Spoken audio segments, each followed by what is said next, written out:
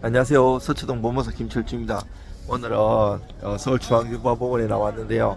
경매에서의 밀린 관리비 정산에 대해서 알아보도록 하겠습니다. 우리가 상가든 집합건물이나 아파트든 그 경매 받을 때 진짜 조심하셔야 돼요. 그 관리비가 엄청나게 수억씩 밀린 경우도 있기 때문에 그래요.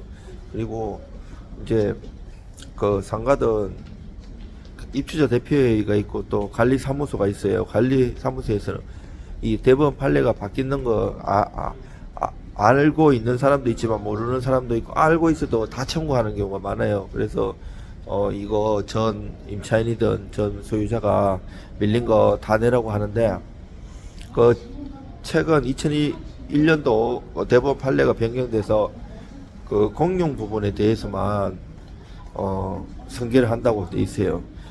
공용 부분이든 전유 부분이든 쉽게 얘기하면 그 내 호실에서 내가 나만이 사용할 수 있는 게 전유 부분이고요. 공용 부분은 그 공동으로 사용할 수 있는 부분의 복도, 계단 이런 거, 그리고 그 집합건물에 관한 법률이 있고, 부동산 등기법에도 보면 대지권과 대지사용권이 있어요. 이게 만약에 집합건물은 땅은 작은데 위로 솟구텄잖아요. 그게 n분의 1 해가지고 나누는데 그 비율 요소가 있어요. 비율 요소를 나누는데 만약에 대지 사용권이 없으면 땅을 사갖고 끼워 넣어야 돼요. 그리고 날아다녀야 되잖아요. 내 땅이 아니니까.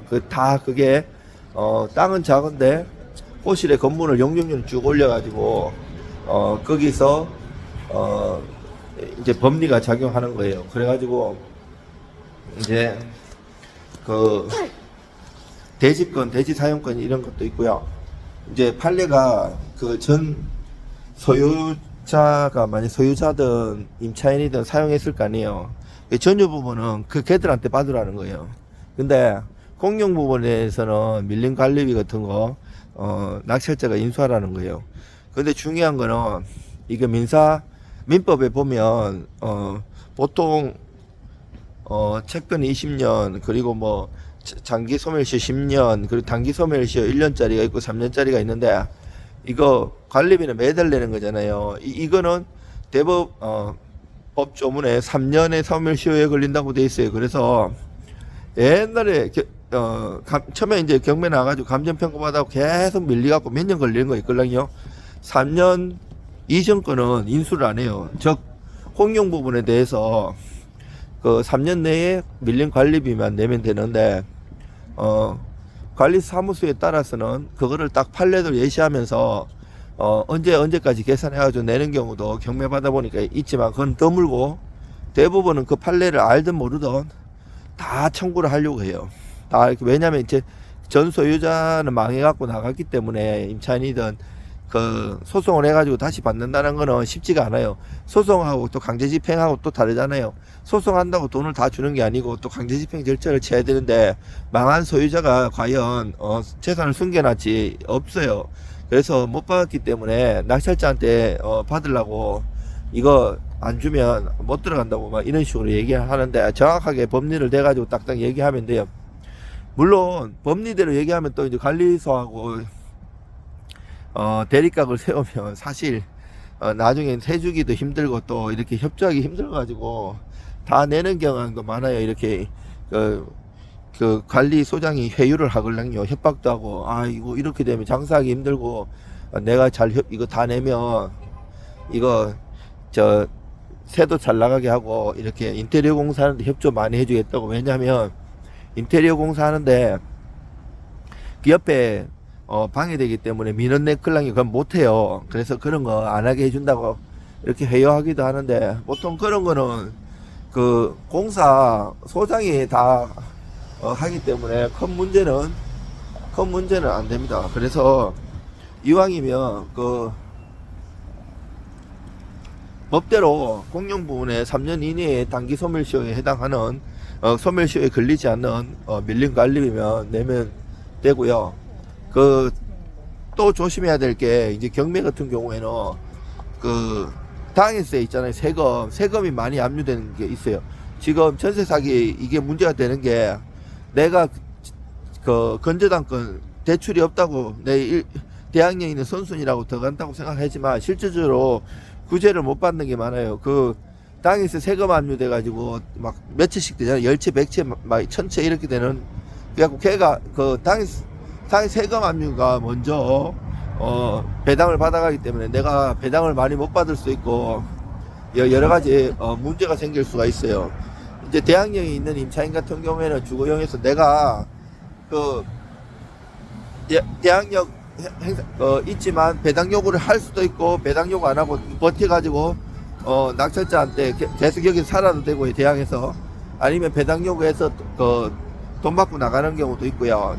경매 같은 경우에는 물건 분석이나 권리 분석 잘해야 돼요. 대충 해갖고는 나중에 큰 돈으로 메꾸는 경우가 생기고요. 또 내가 권리 분석, 물건 분석을 잘했다고 생각했는데도 막상 까보면 함정들이 많고 하자들이 많아요. 그래서 경매 같은 경우에는 민사집행법 121조 매각 불허가 신청, 매각 허가결정 취소 신청, 즉시항 뭐 여러 가지 제도가 있지만 사실 쉽지가 않아요. 저같이 경매만 26년 하고 법무사도 오래 하고 이런 전문가를 통해서 겨우 구제가 되기도 하고 제가 해도 안 되는 경우도 있어요. 그래서 정말 조심해서 경매를 들어가셔야 되고요. 이왕이면 전문가의 조력을 받는 게 좋아요. 이렇게 뭐가 이런 게 말고 정확하게 자기 자격증 걸고 하는 법무사 같은 걸 택하시면 좋고요. 이게 경험이 많아야 돼요. 대충 법리만 한다고 되는 것도 아니고 또 경매만 무한히 다니고 법리가 없으면 그것도 또 문제가 될 수 있거든요. 실무와 이론을 겸비한 사람을 선택하셔야 되고요. 그리고 특수물건 같은 경우 유치권 그리고 법정지상권 이런 거 있는 거 오히려 이런 것들이 돈이 많이 되고요. 법정지상권 있으면 토지만 나온 게 이제 법정지상권이 문제되는데 사람들이 법정지상권이 되면 큰일 났다고 생각하는데 오히려 경매 고수들은 그 치료 청구해가지고 치료받을 수 있기 때문에 아니면 그 치료 안 되면 이기 연체하면 건물 때려 부술 수 있기 때문에 그 법정지상권 성립하는 물건은 더 많이 선호하기도 합니다. 보통 법정지상권에 유치권 있는 거는 여러 번 유찰되기 때문에 사람들이 시세 차익을 많이 노릴 수가 있어요. 대출이 안 되는다는 문제가 있지만 주식으로 한 10억 박아 넣는 거다. 그런데 10억 받아 놓으면 10배 이상 뛰는 경우도 되게 많습니다. 땅 같은 경우에는 진짜 100배 이렇게 뛰는 것도 봤어요. 제가 그렇지만 그렇게 뛰는 것도 있지만 하나도 안 뛰고 수십 년이 때도 변화가 없고 자식한테 물려줄 것도 많기 때문에 공부를 진짜 많이 해야 돼요. 이게는 권리 분석은 간단한데 물건 분석을 잘해야 되고 권리 분석이 없는 것 같아도 실질적으로는 잘 몰라서 그런 거지 공부할 거는 공법에 대한 공부는 허가나 이런 거 공부하는 거는 더 많아요. 사람들이 원래 선모섬이 사람 잡고 공부 많이 안 해보면 쉬운 것 같아도 공부를 많이 해보면 할수록 진짜 많은 걸 느끼게 될 겁니다. 그리고 이제 취득세 낼 때 조심하는 게 원래 우리 세금은 실질과세 원칙이라 가지고 내가 물어줄게 한 2억 있어 가지고 계속 유찰돼 가지고 한 2천만 원에 낙찰을 받았어요. 아파트를. 그러면 2천만 원에 대한 취득세를 내면 되느냐?